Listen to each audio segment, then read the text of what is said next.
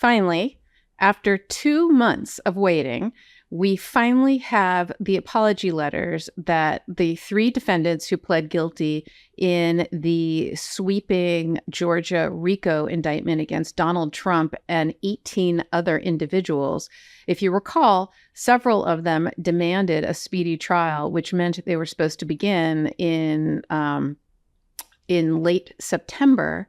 And at the last minute, they decided to, I don't know if they chickened out or they saw the writing on the wall or whatever it was, but they decided to plead guilty to either felonies or misdemeanors. There were much reduced charges, no jail time, fine, probation. And one of the elements of the things that each of them were supposed to do is write an apology letter. Now, anything that a defendant does has to be entered into the record.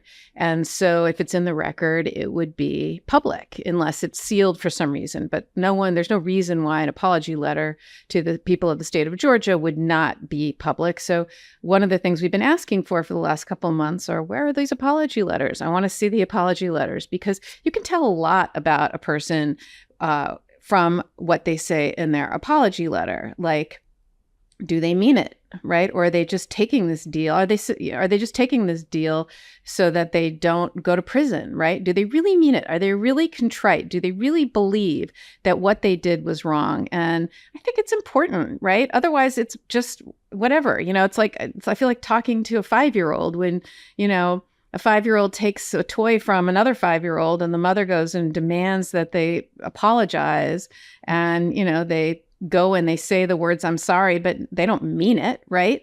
Like, that's totally different than someone who is sincerely contrite and wants to apologize for their actions.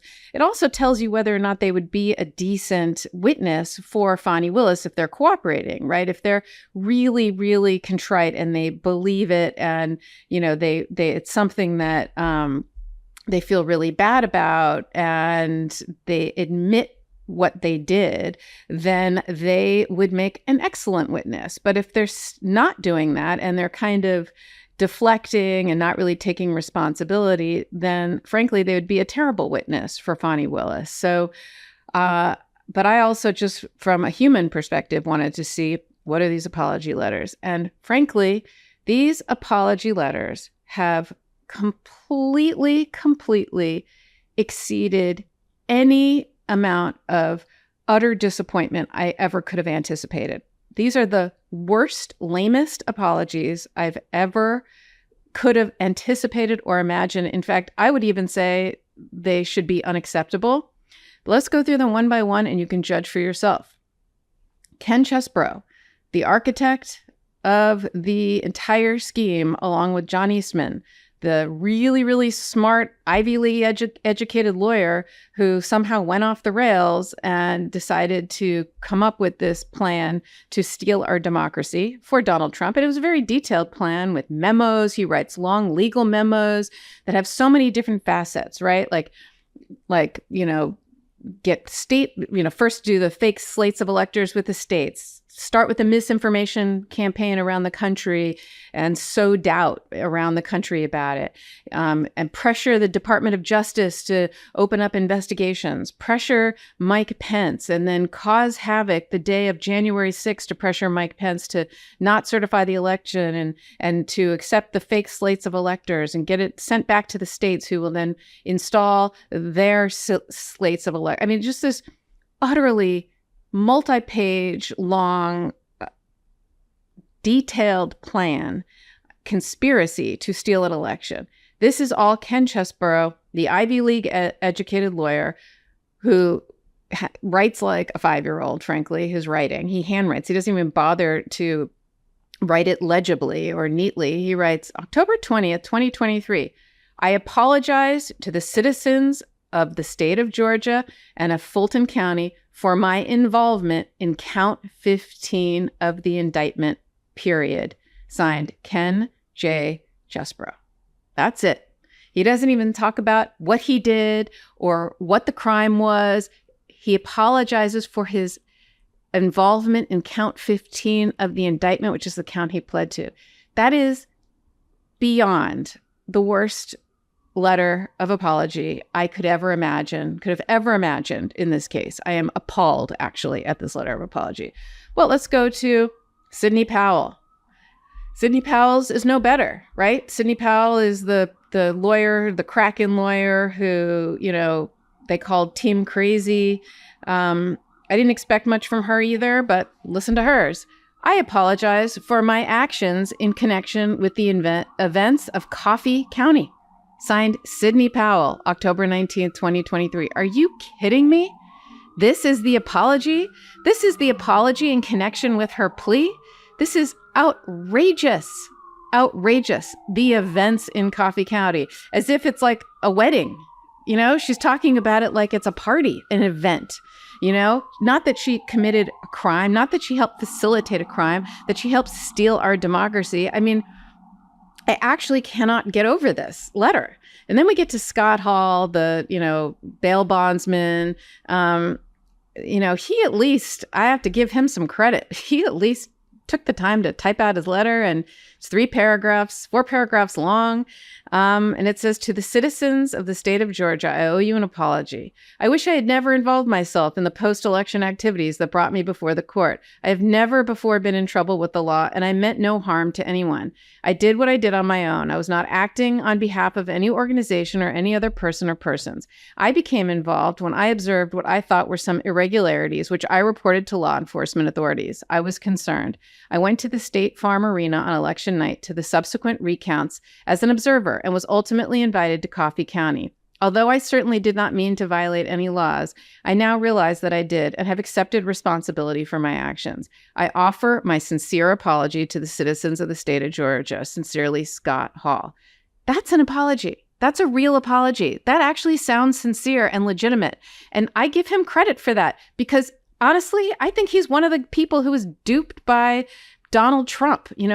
This is a guy who's never been in trouble a day in his life before.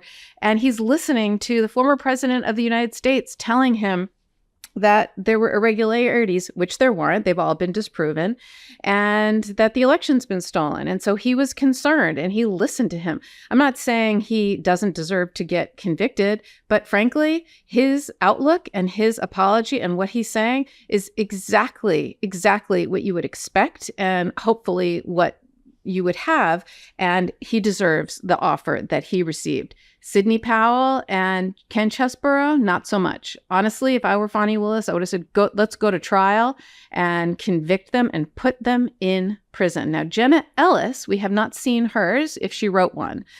She's the only other individual who has pled guilty. I would expect hers to be more along the lines of Scott Hall because she's cooperating and she seems genuinely contrite in her when she allocuted at her plea hearing. So Ken Chesebro's apology letter makes me believe that Fani Willis is not going to use him and Jack Smith is not going to use him, frankly, and that they had him plead guilty just to neutralize him. So he'd be a convicted criminal and they wouldn't have to go to trial against him and just neutralize him for this advice of counsel defense that Donald Trump is going to raise. That's what I think it is, because I can't imagine.